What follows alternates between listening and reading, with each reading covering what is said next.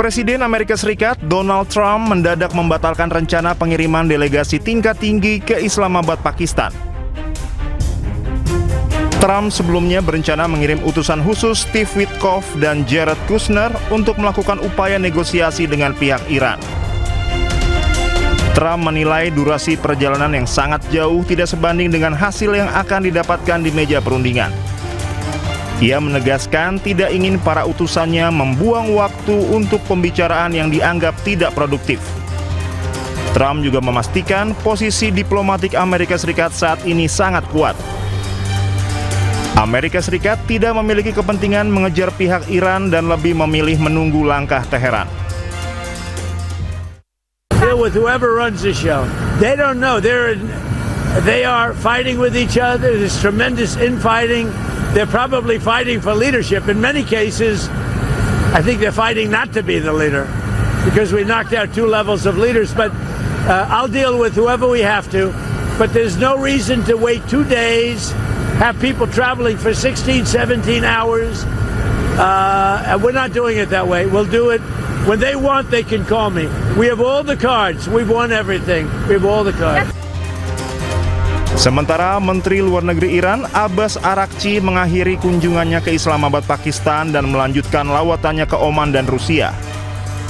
Di Islamabad, Araghchi bertemu Kepala Militer Pakistan Asim Munir yang menjadi mediator kunci, kemudian Perdana Menteri Pakistan Shehbaz Sharif dan Menlu Pakistan Ishaq Dar. Dan pemirsa, untuk membahas selengkapnya, kami sudah terhubung dengan pakar strategi PPAU Marsma TNI Purnawirawan Agung Sasongkojati. Selamat malam Pak Agung. Selamat malam. Baik Pak Agung, terima kasih telah bergabung di Breaking News. Pak Agung, dengan gagalnya jalur diplomasi dan meningkatnya tekanan militer, apakah kita sudah memasuki fase di mana perang darat ini tidak bisa dihindarkan atau justru masih bisa dihindari karena biaya strategisnya terlalu tinggi? Jadi kalau bicara soal perang darat itu sebetulnya Amerika sudah punya drone operasi darat namanya P4 ya. Tidak invasi total seperti Irak tahun 2003, tapi penguasaan titik-titik strategis seperti umpamanya Pulau Kahar atau Cabarah, pelabuhan Cabarah di Tenggara itu guna mematikan ekspor minyak Iran atau memberikan tekanan bahwa mereka sudah menduduki daratan Iran. Namun dalam kebocoran dokumen ini ada perdebatan soalnya biaya invasinya tuh bisa melewati 1 triliun dolar dengan estimasi korban jiwa sangat tinggi. Apalagi Iran merespon dengan kampanye Janfada. Janfada seperti kamikaze ya, mengorbankan nyawa orang untuk melakukan serangan bunuh diri dengan kapal atau dengan ini dan memperkuat benteng pesisir. Namun retorika Trump itu tetap keras ya. Dia pembatalan urusan ke Islamabad ini bahwa Amerika ini menyadari risiko atrisi amunisinya sudah 50%. Artinya hampir semua senjata yang digunakan di Timur Tengah adalah sudah 50% dari senjata yang ada di dunia ini. Padahal mereka memiliki 4 hotspot, yaitu Amerika sendiri di Amerika Latin ya, kemudian Eropa, kemudian Timur Tengah dan Asia Timur, Jepang, Korea, Taiwan. Nah ini dari 100% untuk dibagi 4, ya 50% sudah dihabiskan di sini. Masuk melanjutkan lagi untuk menghabisi, padahal mereka punya kewajiban internasionalnya untuk mengamankan mitra-mitranya. Ya. Kemudian tetap strateginya Amerika ini adalah strategi diplomasi koersif ya, ancaman invasi, ancaman blokade agar Iran menyerah di meja perundingan. Perang darat itu pasti opsi terakhir ya, karena potensi seperti bunuh diri strategis bagi Amerika, karena dia udah overstretch senjata dan bahkan seperti marinir yang tugaskan di Asia Timur, di Jepang malah ditarik ke Timur Tengah, itu kan berarti membuat kemampuan berkurang. Jadi perang darat itu adalah upaya untuk menghancurkan sumber lawan, tapi irasionalitas di Amerika sendiri biaya ini terlalu tinggi sehingga apalagi yang dicari sekarang kan adalah sebetulnya bagaimana cepat dibuka, kemudian ekonomi membaik dengan harga minyak turun, kemungkinan menghindari resesi dan depresi. Jadi sebetulnya memang perundingan di meja perundingan yang penting. Amerika mau nggak menyadari bahwa posisinya tidak sekuat dulu, meskipun mereka lebih kuat daripada saat dia hanya bolak-balik ngebom tapi tetap dipegang Hormuz oleh Iran. Dengan sekarang ada blokade, tapi tetap kan tidak semaksimal itu sehingga tentu perundingan atau cara negosiasi dan mengurangi keinginan Iran untuk menekan, keinginan Amerika untuk menekan Iran supaya kalah total dalam ini, ya itu tidak bisa. Tetap berarti harus mengalah atau bukan mengalah. Harus sesuai dengan porsinya, kekuatannya Amerika dalam diplomasi ini. Ya. Tidak bisa meminta Iran menyerahkan semuanya, padahal dia posisi yang lebih lemah sebetulnya Amerika. Ya, Pak Agung, meskipun serangan udara Amerika Serikat dan Israel ini sejauh ini kan memang sepenuhnya belum melumpuhkan Iran. Nah, dalam doktrin militer modern, kapan sebuah operasi udara bisa dianggap gagal sehingga memaksa opsi darat diambil? Jadi kalau operasi udara itu ada tujuan strategis dan tujuan taktis ya. Untuk tujuan taktis itu biasa melihat ke battle damage assessment atau asesmen kehancuran dalam pertempuran. Apakah fasilitas nuklirnya seperti Fordo, Natanz tetap operasional, mesti dihandam berkali-kali. Uniknya Iran ini karena fasilitasnya tertanam 100 meter di bawah batu granit. Jadi selama ini penggunaan DBU-28 yang beratnya 2,2 ton oleh F-15I-nya Israel itu hanya merusak permukaan. Nah yang kemungkinan bisa masuk itu hanya GBU-57 yang beratnya 13 ton yang dibawa oleh pesawat pembom B-2. Namun jumlahnya terbatas. Jika kekuatannya gagal memutus rantai komando, saya tidak mampu menghentikan pemunculan brutal balistik, maka operasi udara ini sebetulnya gagal mencapai tujuan strategisnya. Mau berapapun target dihancurkan, mau berapapun orang dibunuh ataupun dibunuh, tetapi selama Iran masih bisa membalas dengan rudal balistik, rudal jelajah, drone, dan masih berjalan pemerintahnya, berarti praktis operasi udara itu sudah gagal. Baik, kalau melihat dari pola eskalasi yang saat ini terjadi, apakah ini masih dalam tahap limited konflik atau ini bisa terjadi perang terbuka antar negara yang Anda lihat? Perang udaranya kan sudah perang total, perang udaranya ini. Karena tujuan Amerika dan Israel itu menghancurkan, menghabisi Iran struktur-struktur, pertama struktur pemerintahannya, kedua struktur transportasi, komunikasi, dan lain sebagainya. Namun ternyata mereka tidak bisa membuat lumpuh pemerintahan, tidak bisa membuat lumpuh jalannya militer Iran, tidak masih berfungsi, masih berhasil dan masih bisa melawan dan malah menimbulkan kerusakan pada fasilitas yang digunakan oleh Amerika dan Israel. Jadi ya mau total war ya susah juga, kan total war kan harus pasukan darat, dan pasukan darat sudah kita tahu sangat mahal, korban banyak dan tidak mungkin dilaksanakan invasi. Jadi hanya bisa terbatas, serangan darat terbatas, jadi bisa total war berarti. Ya, Pak Agung, jika perang darat benar-benar terjadi di Iran, seberapa besar potensi konflik ini meluas menjadi perang kawasan yang melibatkan mungkin aktor seperti Hizbullah di Lebanon atau juga kelompok proksi di Palestina? Jika pada akhirnya Amerika memutuskan melakukan perang darat meskipun terbatas di Iran ya, maka Ring of Fire milik IRGC akan otomatis aktif. Hezbollah di Lebanon memiliki stok rudalnya di atas 100.000 rudal dan roket yang bisa menjenuhkan pertahanan Iron Dome dalam hitungan jam. Kemudian Houthi di Yaman akan menutup total Bab el Mandeb dan ikut menyerang Israel. Sementara milisi di Irak dan Suriah akan menyerang pangkalan Amerika dan Israel secara simultan. Mereka juga memiliki rudal dan drone yang cukup banyak. Kemudian perang daratnya akan memicu mobilisasi ideologis lintas perbatasan, bahwa koordinasi Axis of Resistance yang melaksanakan serangan multidimensi kepada Israel dan aset sekutu Amerika di Teluk itu sudah akan dilaksanakan oleh para gerilyawan proksinya Iran, yang dalam artian adalah bukan saja dari Syiah loh, daripada gerilyawan Sunni koalisi yang terbentuk secara koalisi anti Amerika dan Israel sudah terbentuk di Syria dan di Irak. Jadi ini yang akan melaksanakan serangan multidimensi.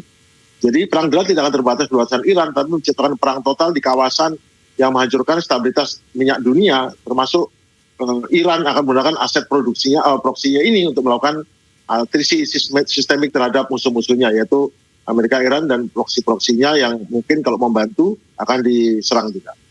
Ya, dalam konteks konflik Iran dan juga Palestina, apakah eskalasi ini lebih realistis berkembang sebagai proxy war berkepanjangan dibandingkan dengan perang konvensional langsung, Pak, antara negara? Dalam pandangan realis, maka bila ada suatu negara cukup kuat di kawasan, maka sebaiknya ada penyeimbang. Kalau tidak, negara itu akan semena-mena, akan melakukan tidak adil dan akan mendorong ketidakadilan. Maka penyeimbangnya, kalau tidak bisa kemampuan konvensional perang langsung, maka proxy war adalah jawaban yang realistis.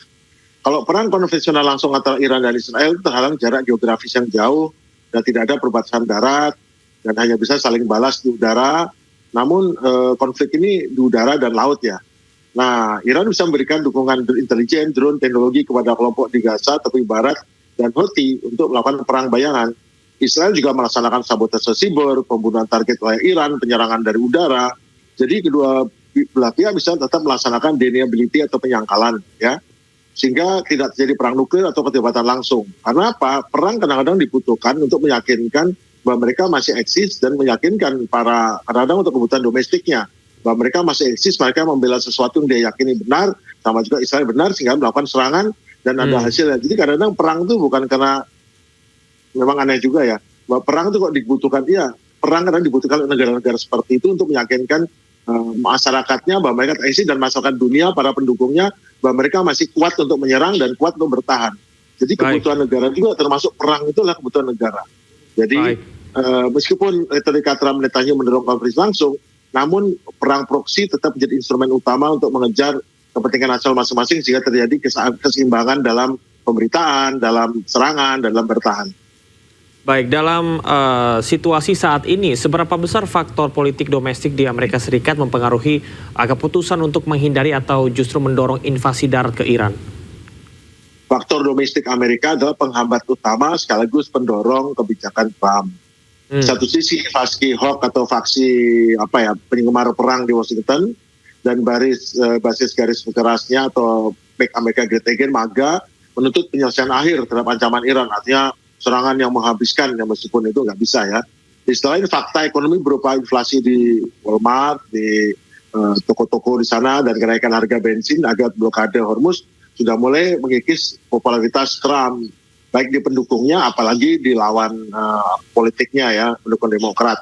Publik Amerika Serikat ini sangat sensitif terhadap korban jiwa kalau yang terjadi dan biaya perang triliunan dolar. Trump ini sadar bahwa invasi darat berlarut bisa menghancurkan peluang politik di masa depan. Demikian pula tekanan dari faksi Demokrat lawan politik dan gerakan anti perang di kampus-kampus juga mempersempit ruang gerak politik untuk mulai perang baru. Jadi strategi no touch under siege, tidak ada pembicaraan dalam tekanan adalah upaya Trump untuk terlihat kuat secara domestik tanpa harus benar-benar meluncurkan invasi darat yang berisiko menghancurkan stabilitas ekonomi nasional. Jadi Trump tidak akan meluncurkan invasi darat kecuali berasa terpojok secara politik.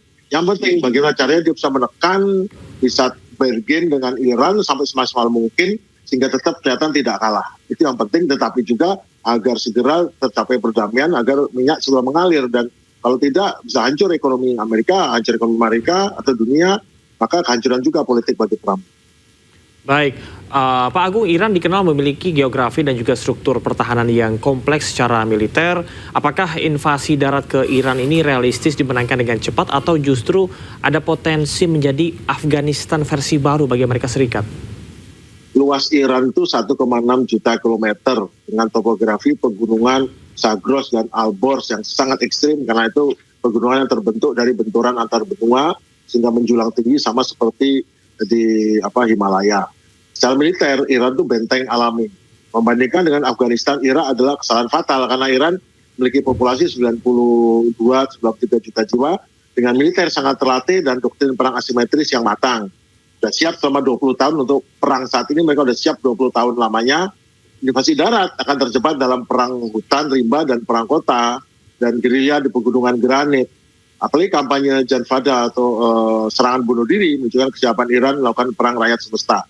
Secara teknis untuk melakukan Iran, Amerika membutuhkan setidaknya 500.000 sampai 1 juta tentara yang tidak dimiliki Amerika saat ini.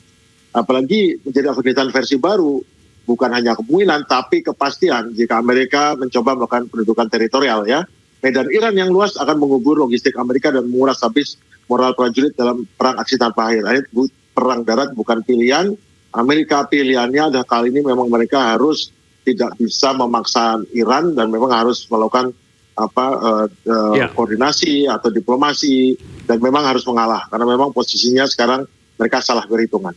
Baik Pak Agung, pertanyaan terakhir berkaitan dengan konflik yang apabila ini terus terjadi dan meningkat dari perang udara ke laut ya di Selat Hormuz hingga darat, apakah kita ini sedang menuju konflik multidomain yang bisa memicu krisis global termasuk energi dan juga stabilitas politik dunia? Eskalasinya dari udara ke laut sehingga potensi kemungkinan darat ya menandakan pergeseran menuju konflik multidomain. termasuk cyber, luar angkasa, perang informasi.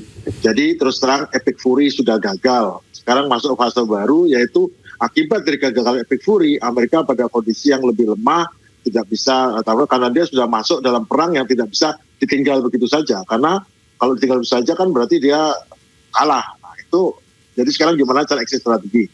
Blokade Hormuz ini telah memicu krisis energi global, harga minyak yang tidak stabil, akibatnya perusahaan bayar jutaan dolar transit di Panama. Jadi kalau nggak mau bayar di keluar dari Hormuz di Panama, jutaan dolar bayar untuk antre kan, untuk lewat terusan Panama, itu mahal sekali sekarang.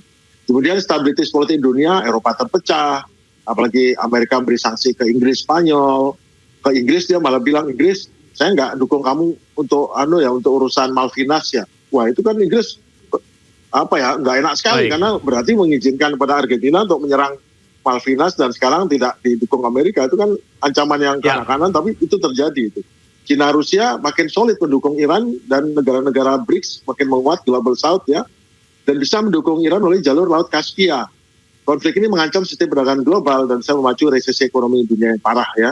Gangguan infrastruktur cyber, satelit yang dilakukan Iran dengan bantuan Rusia dan China akan melumpuhkan komunikasi keuangan global. Kita sedang menuju titik di mana konflik regional di Teluk bukan lagi urusan lokal, melainkan ancaman terhadap tatanan ekonomi dan politik dunia yang sudah sangat terintegrasi. Pada akhirnya memang Amerika sudah harus menyusulkan dirinya bahwa dia tidak satu-satunya kekuatan global, dan pilihannya di Timur Tengah bahwa Iran sudah naik, dia harus menyusulkan dirinya agar Iran tidak bisa dikecilkan lagi, dia sudah cukup besar, dan pilihan bagi Amerika adalah tidak menjadikan Iran sebagai lawannya, mungkin tidak sekutunya, tapi jelas musuhnya Amerika bukan pilihan.